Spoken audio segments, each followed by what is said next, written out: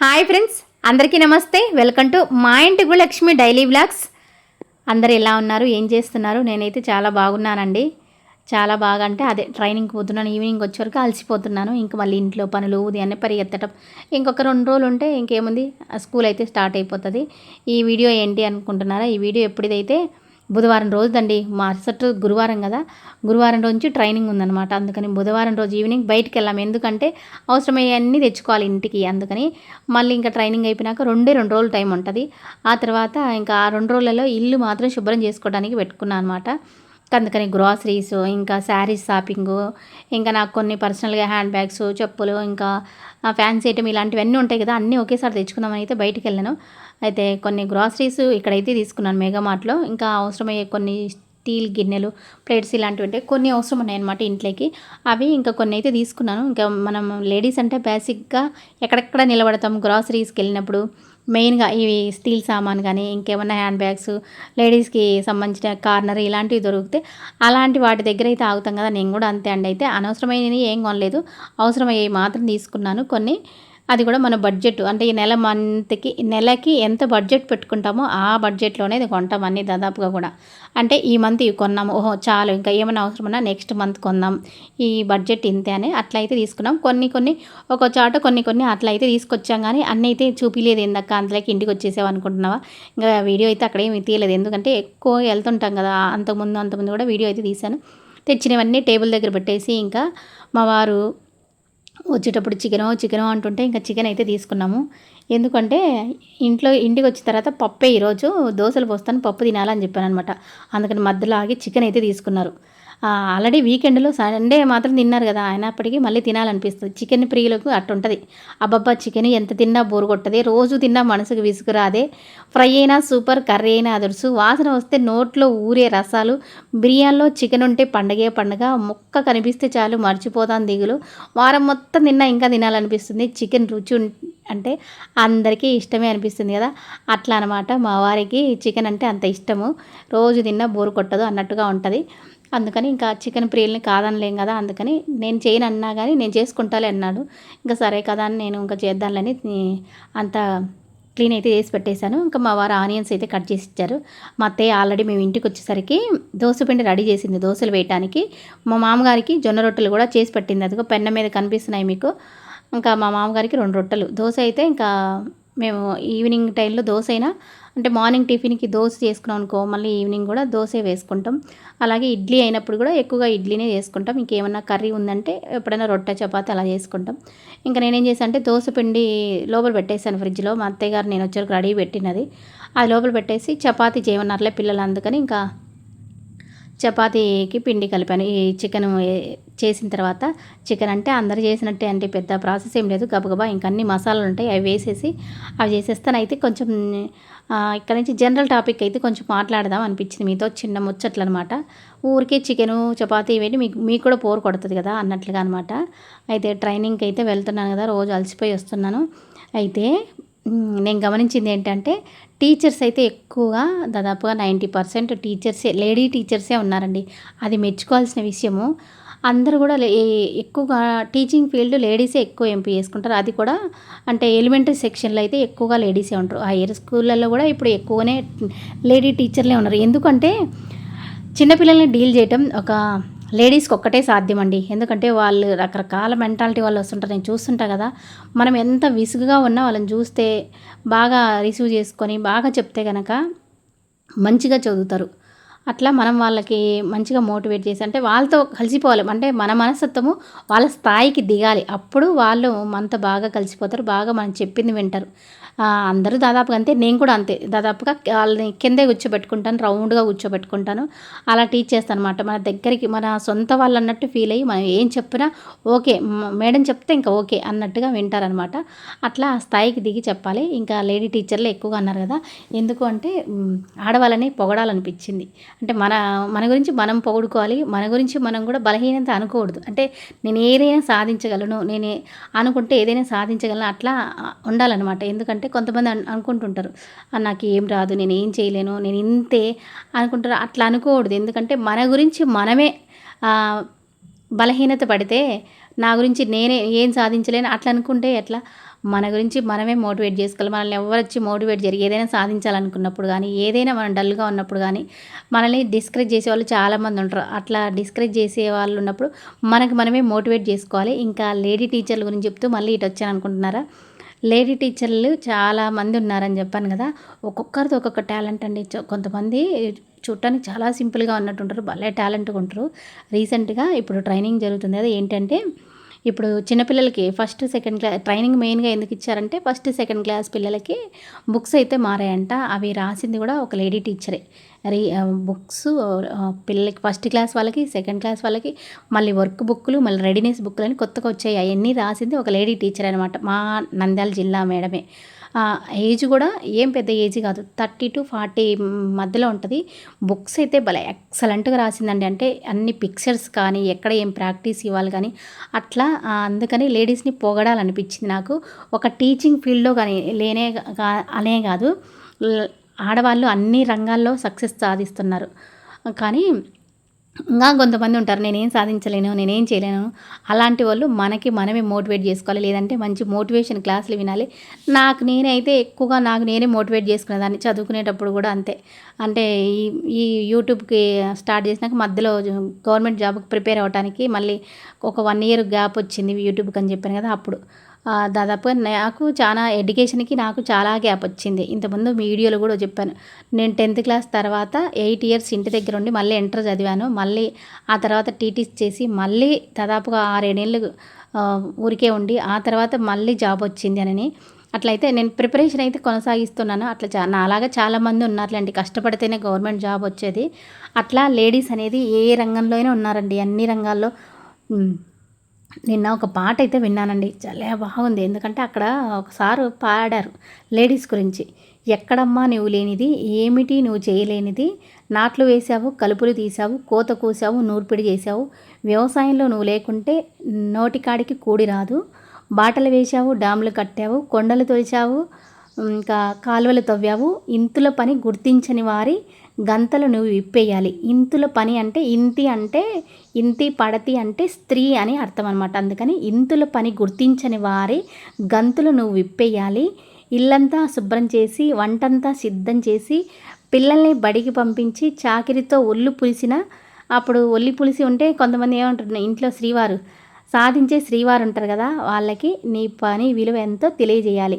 ఒక్కరోజులో నువ్వు బద్దకించనుకో, ఇల్లంతా గోవిందా గోవిందా అన్నట్టు ఉంటుంది కదా. అట్లా నింగికి ఎగిరావు, సంద్రం లోతులు చూశావు, ఝాన్సీ వైవావు, వీర రుద్రమవైనావు, భద్రకాళి సమరం చేసి రుద్రకాళిలా వెలిగావు, డాక్టర్ వైనావు, యాక్టర్ వైనావు, కలెక్టర్ వైనావు, మినిస్టర్ వైనావు, సమాజ గమనం నువ్వు లేకుంటే గతి తప్పి గంగ పాలవుతుంది.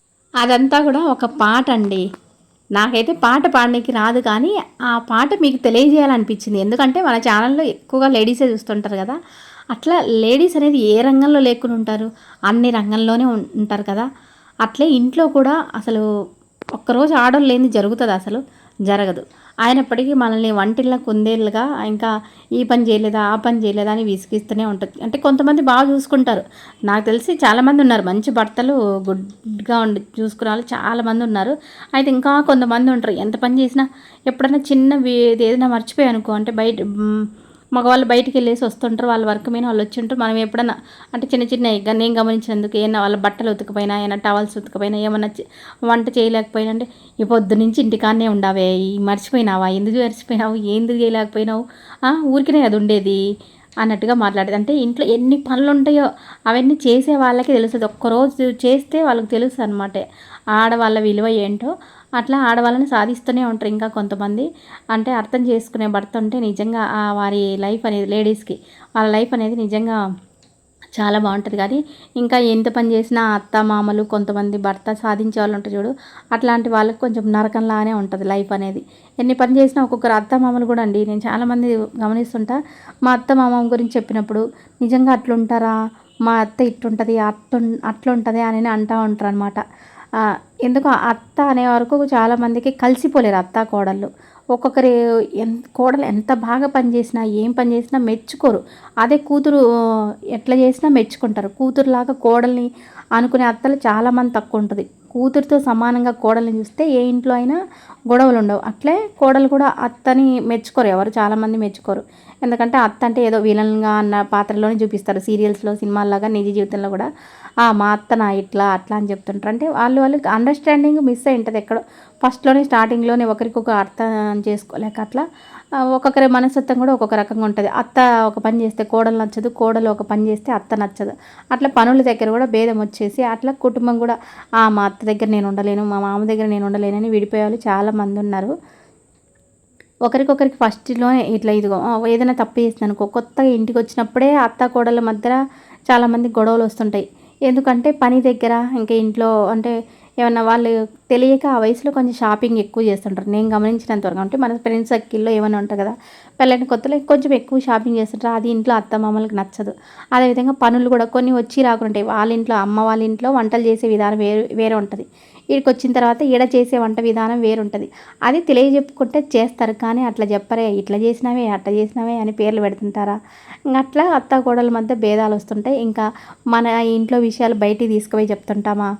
ఏంటంటే మెయిన్గా అత్త కోడళ్ళ దగ్గర గొడవలు ఎక్కడ అంటే మూడో మనిషి ఎంటర్ అయిన దగ్గర ఎక్కువ వస్తుంటుంది. మా కోడలు ఇట్టా, మా అత్త ఇట్టా అని మూడో వాళ్ళకి చెప్తామా, అక్కడ బాగా గొడవలు. వాళ్ళు ఇంకొక మాట ఎక్కువగా వేసి ఇంకా 2 మాటలు ఎక్కువ వేసి అత్తకో కోడలకో చెప్తూ ఉంటారు. అట్లాంటప్పుడు గొడవలు ఎక్కువగా పెరిగిపోయి ఆ కుటుంబం ఇంకా విడిపోయే స్థాయికి వస్తుంది. అంటే అదే ఇంకా చాలామంది ఎట్టున్నారంటే అత్త మామ వద్దు, మా అమ్మ నాన్న కావాలి, మన ఇంటికి అత్త మామ వద్దు, మన పిల్లలు అత్త మామ చూడకూడదు, అట్లున్నారనమాట చాలామంది. అంటే వాళ్ళకి అండర్స్టాండింగ్ అట్లా అయిపోతుంది అనమాట మధ్య వ్యక్తి ఎంటర్ అయినప్పుడు. నేను గమనించింది చెప్తున్నాను. అంటే సమాజంలో అందరూ అలా లేరు. చాలామంది మా అత్త లాంటి వాళ్ళు ఎక్సలెంట్గా మంచిగా చూసుకునే కూతురులా చూసుకునే వాళ్ళు చాలామంది ఉంటారు. కొంతమంది విషయం అంటే మన ఫ్రెండ్ సర్కిల్లో, మన బంధువుల సర్కిల్లో జరుగుతుంటుంది కదా, అలాంటి వాళ్ళ గురించి అయితే చెప్తున్నానండి ఎగ్జాంపుల్గా. ఈ వీడియోకి వాయిస్ ఇవ్వడానికి ఏ ముహూర్తాన్ని మొదలుపెట్టినానో కానీ బ్యాక్గ్రౌండ్లో రకరకాలు. ఒకరేమో ఒకసారి పాత చీరలు కొంటామమ్మా అని వచ్చారు, అది మధ్యలో స్టాప్ చేశాను ఎందుకంటే అది బ్యాక్గ్రౌండ్లో వినిపిస్తుంది. మళ్ళీ ఇంకోసారి కూరగాయలు అని వచ్చారు, మళ్ళీ ఇంకోటి అటుకులో అని వచ్చారు, మళ్ళీ ఒకసారి ఏదో అల్లా అరుపు, మళ్ళీ ఎందుకు కుక్కల సౌండ్. అబ్బాబ్బా, ఒక్కోసారి వాయిస్ ఇవ్వటానికి బ్యాక్గ్రౌండ్లో వాయిస్ ఇవ్వడానికి మొదలు పెడతామా, అప్పుడు రకరకాలలో వస్తుంటారు. ఉల్లిపాయలు అట్లా ఏదో ఒక జోక్ కూడా ఉందండి.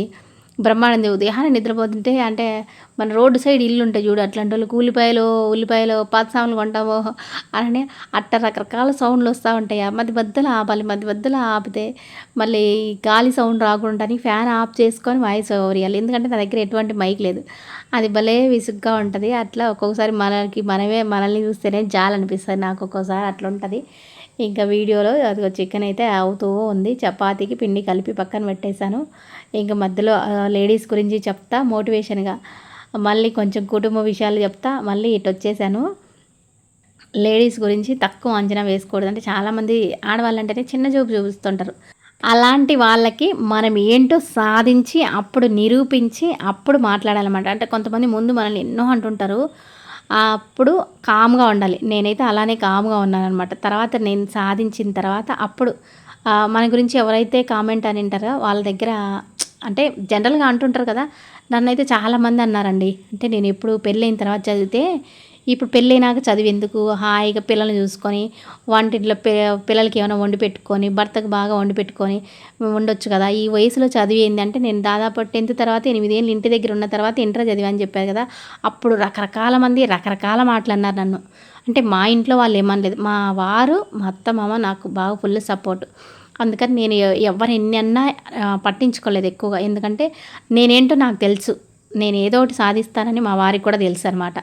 అట్లా మన గురించి మనం గట్టిగా అంటే అదే మనం తక్కువ అంచనా వేసుకోకుండా అనేవాళ్ళు అంటూనే ఉంటారు. సాధించిన తర్వాత మన విలువ అనేది రెట్టింపు పెరుగుతుంది. ఇప్పుడు నాకు మా బంధువులలో కానీ ఫ్రెండ్స్లో కానీ తెలిసిన వాళ్ళల్లో నా విలువ అనేది రెట్టింపు అయింది. అంటే నేను ఇన్ని రోజులు ఓపికగా ఉన్నాను, ఎవరు ఎన్నన్నా పట్టించుకోకుండా అనమాట.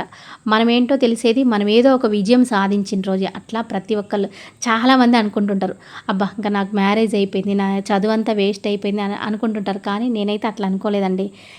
దాదాపుగా చెప్పాను కదా, అంత గ్యాప్తో వచ్చిన పట్టుదలతో చదివాను, పట్టుదలతోటి జాబ్ కొట్టాను. దాదాపు ఇప్పుడు చాలామంది అంటుంటారు, మీ పిల్లలు ఇంక 2 ఏళ్ళు ఉంటే జాబ్ చేస్తారు కదా, నీకు ఎందుకు ఈ వయసులో గవర్నమెంట్ జాబ్ అని. అయినప్పటికీ నేను ఏదో నాకు ఇంట్రెస్ట్ తోటి చదివాను, వచ్చింది. మా పిల్లలు పెద్దోళ్ళు అయితే తప్పేముంది, వాళ్ళ జాబ్ వాళ్ళు చేసుకుంటారు, నా జాబ్ నేను చేసుకుంటా అంతే కదా. ఈ వయసులో నేను సాధించడమే గ్రేటు, అది పట్టుదలతోటి, అది ఓపెన్ కేటగిరీలో. చాలామంది అంటుంటారు ఎప్పుడంటే అదే ఈ మధ్య కాలంలో నేను కలిసినప్పుడు నా గురించి చెప్తే, మీరు ఎంత టాలెంటెడ్, ఎంతనా మేడం, ఇట్లా చదివారా, ఎట్లా చదివారా అసలు చెప్పండి మాకు, మా ఇంట్లో మా వాళ్ళు ఉన్నారా, అట్లా ఇట్లా ఇంటి దగ్గర ఉన్నారా, కోచింగ్కి వెళ్ళారా, ఎట్లా చదివారంటే నేను ఇంటి దగ్గరే చదివాను, కాకపోతే ఆన్లైన్ కోచింగ్ తీసుకున్నాను అని చెప్తానమాట. అట్లా వయసుకి మనం ఏదైనా సాధించాలనుకున్నప్పుడు పట్టుదల ఉంటే దానికి కూడా సంబంధం లేదండి. చాలామంది అంటుంటారు ఇంత వయసులో ఈ వయసులో ఏం చదవాలి అని.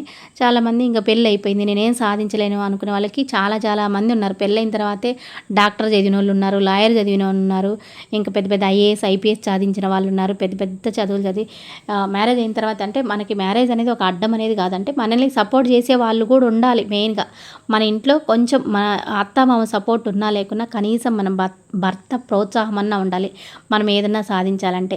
ఆల్రెడీ నేను ప్రీవియస్ వీడియోలో చెప్పాను కదా, ఏమి మనం అనుకుంటాం కదా ఇది చేయలేను అది చేయలేను అన్నప్పుడు కనీసం యూట్యూబ్ పెట్టి చాలామంది సక్సెస్ అయ్యి మంచి బిజినెస్ స్థాయిలో ఉన్నారు. ఇప్పుడు వ్యాపార రంగంలో కూడా ఎంతమంది లేడీస్ లేరండి, పెద్ద పెద్ద వ్యాపారాలు నడిపేది లేడీస్ చాలామంది ఉన్నారు. అట్లా మన గురించి మనం ఏ దాంట్లో తక్కువ అనుకోకూడదు. అట్లా ఇంకా అనుకుంటుంటే ఎవరైనా కానీ ఇప్పటి నుంచైనా మిమ్మల్ని మీరు మోటివేట్ చేసుకొని కనీసం మన జీవితంలో మనం ఏం సాధించామంటే మనం ఏదో పెళ్లి చేసుకున్నాం, పిల్లల్ని కన్నాం, ఇంట్లో పని చేసుకుంటున్నాం కదా, మనకంటూ మనకు టాలెంట్ ఉంటుంది, దాంట్లోంచి మనం ఏమన్నా సాధించామా లేదా అని అయితే అనుకోండి. ఎందుకంటే సైకాలజీ ప్రకారం నేనైతే సైకాలజీ నాకు చాలా మంచి ఇంట్రెస్ట్ అయిన సబ్జెక్టు. ఎంత చదివినా ఎంత తెలుసుకున్నా దాంట్లో బాగా తెలుసుకోవాలనిపిస్తుంది. చైల్డ్ సైకాలజీ కానీ ఇట్లా మన సైకాలజీ కానీ నాకు ఎక్కువ చైల్డ్ సైకాలజీ అంటే చాలా ఇష్టం అనమాట. ఎందుకంటే అది బాగా ఉపయోగపడితే ప్లస్ మన రియల్ లైఫ్లో జరిగినవన్నీ అంటే మా పిల్లలు ఇప్పుడు పుట్టింటే బాగుండు కదా, నేను ఆ సైకాలజీ ప్రకారం పెంచుతును కదా అనిపించింది. ఎందుకంటే నేను ఎప్పుడు చదివాను, మా పిల్లలు పెద్దగా అయినాక చదివాను కదా, అప్పటికి మా పిల్లల స్టేజ్ అయిపోయింది. అంటే మనం గమనిస్తే ఆ స్టేజ్లో అన్నీ చాలామంది సైకాలజిస్టులు ఎన్నెన్నో ప్రయోగాలు చేసి అవన్నీ బుక్స్ రాశారు. అట్లా చైల్డ్ సైకాలజీ, మనుషుల సైకాలజీ ఏంటంటే మనము అనుకుంటే ఏదైనా సాధించగలం. కానీ మనం అనుకోం, ఏముందిలే నేనేం చేస్తాలే, నేనేం చేయలేనులే, నా వల్ల అవుతుందా, నేను చేయలేను అట్లా అనుకుంటుంటారు. అలా అనుకోకూడదంట. సైకాలజీ ప్రకారం పట్టుదల ఉంటే ఏదైనా సాధిస్తారని ఉందన్నమాట. మంచి ఒక పెద్ద టాపిక్కే ఉంది. ఇంకా ఇంకొకటి కూడా ఉంది ఏంటంటే, బాగా కోపంలో ఉన్నప్పుడు మనం ఏదైనా ఒక పని బాగా సాధించాలంటే 90% మన కోపంలో ఎక్కువ పని చేస్తామంట. బాగా అది నేనైతే బాగా అబ్జర్వ్ చేసిన. ఎప్పుడైనా మన కోపంగా ఉన్నప్పుడు ఇంట్లో భలే భలే పని చేస్తుంటాం. అది నార్మల్ కన్నా కోపంలో ఉన్నప్పుడు త్వరగా అయిపోతుంటుంది. అట్ట ఉద్వేగంలో ఉన్నప్పుడు మన పని అనేది తొందరగా అయిపోయేస్తామంట. అట్లా మనిషి కూడా ఏదో ఒకటి బాగా మోటివేట్ అయ్యి మంచిగా అనుకుంటే కనుక మన దగ్గర మామూలుగా ఈ మొబైలు, ఈ సెల్ ఫోన్లలో జీబీ ఉంటుంది కదా, ఆ జీబీల కన్నా మన మానవుని మెదడు అనేది ఇంకా ఎక్కువ జీబీని స్టోరేజ్ చేసుకునే అంత ఉంటుందంట. కానీ అదంతా మనం ఉపయోగించుకుంటాం. కొంతమంది ఉపయోగించుకొని మంచి మంచి పొజిషన్లలో ఉంటారు. అంటే ఇవన్నీ మన ఇంట్లో వాళ్ళు కూడా మనకి ఇలాంటివన్నీ మోటివేట్ చేసే వాళ్ళు ఉండాలి. మనం కూడా సరే మనది అయిపోయింది, మనమన్నా మన పిల్లల్ని మోటివేట్ చేసేటట్టు ఉండాలన్నమాట. సరే మన కొంతమంది సైకాలజీలో కూడా చదివాను. ఎందుకంటే వాళ్ళు సాధించలేనిది వాళ్ళ స్టూడెంట్ సాధించినా, వాళ్ళ పిల్లలు సాధించినా ఆ స్థాయిలో అంటే ఆ సాధించిన స్థాయిలో వాళ్ళే ఉన్నట్టు ఊహించుకొని ఆనంద పొందుతుంటారు. అలా అయినా కానీ మనం ఇంకా మన పిల్లల్ని ఏదో ఒకటి మనం సాధించలేకపోయినప్పుడు మన పిల్లల చేత కానీ కొంతమంది ఉంటారు, నేను ఐఏఎస్ కావాలి, నేను డాక్టర్ కావాలి, యాక్టర్ కావాలి అనుకుంటుంటారు కదా, అలాంటి వాళ్ళు సాధించలేకపోయినా కనీసం వాళ్ళ పిల్లలు సాధించేటట్లు ఒక ప్లాన్ వేసుకొని వాళ్ళని చదివించుకొని అట్లా చేసుకుంటే వాళ్ళ సక్సెస్లో మన సక్సెస్ చూసుకున్నట్టే అనమాట. అట్లయినా కానీ కనీసం ప్రతి ఒక్కరు పోరాడితే కనుక ప్రతి ఒక్కరి లైఫ్ అనేది చాలా బాగుంటుంది. అయితే ఎన్నెన్నో విషయాలు చెప్పాను, వినేవాళ్ళు వింటారు, బోరు కొట్టేవాళ్ళు అనుకునే వాళ్ళు బోరు కొడతారు, వెళ్ళిపోతారు. ఇంకా నేను చికెన్ చేశాను, ఆ తర్వాత చపాతీ చేశాను, మా అత్తగారు కూడా వచ్చారు కదా కాల్చారు. ఆ తర్వాత ఇంక ఉదయాన్నే మళ్ళీ ఇంకా అన్ని అంట్లు పెండింగ్ పెట్టుకుంటే అసలు కుదరదు. దాదాపుగా 10:30 అట్లా అయిందనమాట టైం. అయినప్పటికీ అంట్లన్నీ కడిగేసి నీట్గా అలాగే కిచెన్ అంతా శుభ్రం చేసుకొని మళ్ళీ ఉదయానికి కావాల్సిన అన్నీ రెడీగా పెట్టుకొని దాదాపుగా 11:30 ఆ టైంలో పడుకున్నాను. ఎందుకంటే ఉదయం మళ్ళీ తొందరగా వెళ్ళిపోవాలి కదా ట్రైన్కి. ఆ రోజు మరుసటి రోజు బుధవారం అని చెప్పాను కదా, గురువారం నుంచి. అట్లా ఇంకా తప్పదు, ఇంకా మనకి ఇంతమంది మీ ఇంట్లో ఉన్నప్పుడు అన్ని పనులు ఉంటాయి. ఇంకా అట్లా మన వృత్తి ధర్మము నెరవేర్చాలి, అలాగే గృహిణి ధర్మము నెరవేర్చాలి కదా. కొన్నిసార్లు ఇంట్లో చేయలేకపోయినా బయటి పని అనేది తప్పకుండా ఉంటుంది. అది వృత్తి ధర్మం అనేది న్యాయం చేయాలి కంపల్సరీ. వృత్తికి అన్యాయం చేయకూడదనమాట నా దృష్టిలో. నేనైతే నా ఇంట్లో పని చేసినా చేయకపోయినా నా వృత్తికి మాత్రం 100% న్యాయం చేస్తా అండి. ఎందుకంటే నేను బాగా ఇష్టపడి ఎంచుకున్న ఫీల్డ్ అనమాట ఇది.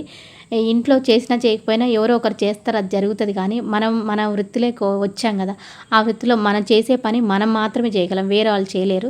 దానికి అన్యాయం చేయకూడదు అనేది నా ఒపీనియన్ అనమాట. అందుకోసం ఇంకా మనం ఇంట్లో మనం ఎంతవరకు చేయగలం అంతవరకు చేసేసి కంపల్సరీ బయటికైతే వెళ్ళిపోవాలి కదా. అందుకు ఇంకా అన్ని పనులు అయితే చేసి పెట్టానండి ఆ రోజు. అయితే ఈ మధ్య భలే అంట్లు అయితే పడుతున్నాయి. మా వారు రోజు అంట్లు ఎక్కువగా అడుగుతున్నప్పుడు ఇంట్లో ఉండి గమనిస్తున్నాడు కదా, డిష్ వాషర్ తెస్తా అని భలే అంటున్నాడంటే, నేను డిష్ వాషర్ తెచ్చుకోకూడదని ఇంకా. ఎందుకంటే కొన్ని రోజులు ఇంకా మనం ఇవి చేసుకుంటుంటే మంచిగా ఎక్సర్సైజ్ అవుతాయి. ఆ డిష్ వాషర్లో వేస్తే ఇంకా మనం బద్దకిస్తాం. ఆల్రెడీ వాషింగ్ మిషన్ లేనప్పుడు కొన్ని రోజులు బాగా బట్టలు ఉతుక్కున్నాం. వాషింగ్ మిషన్ నాకు తెలియకుండానే ఒకరోజు, అంటే పాతది ఉన్నప్పుడు దాదాపుగా ఇది జరిగి కూడా కొన్నేళ్ళు అవుతుందిలే, ఉతుక్కునే వాళ్ళం. మధ్యలో నాకు తెలియకుండానే సడన్గా ఇంటికి తీసుకొచ్చాడు. అట్లా డిష్ వాషర్ కూడా ఎప్పుడు తెస్తాడు అనుకుంటున్నాం. మా వారు తెస్తాడు. నేను ఇంకా రోజు కడిగే చూసేసి ఇంకా మెయిన్ ఏంటంటే ఎందుకు డిష్ వాషర్ తెచ్చుకోకుండా ఉన్నానంటే, నేను కూడా పెట్టుకోనికి ప్లేస్ లేదండి. పెట్టుకోనికి ప్లేస్ లేనప్పుడు డిష్ వాషర్ తెచ్చి ఎక్కడ పెట్టుకుంటాము. ఇంకా మనకి చేతనైన కడుక్కుందాం. చేతకాని రోజులు ఎలాగూ డిష్ వాషర్ కొనాల్సిందే. అందులో అన్నీ క్లీన్ అయితే అందులో క్లీన్ కావు. ఇంకా కొన్ని అందులో క్లీన్ అయితే అన్నారు. అదైతే నాకు దాని గురించి పూర్తిగా అయితే తెలియదు. కానీ మా వారు తెస్తా అంటుంటే నేనే కొంచెం ఆపుతున్నాను అనమాట. ఇంకా వీడియో కూడా ఇంతే అండి. ఎన్నో విషయాలు చెప్పాను, మీకు బోర్ కొట్టించాను కదా.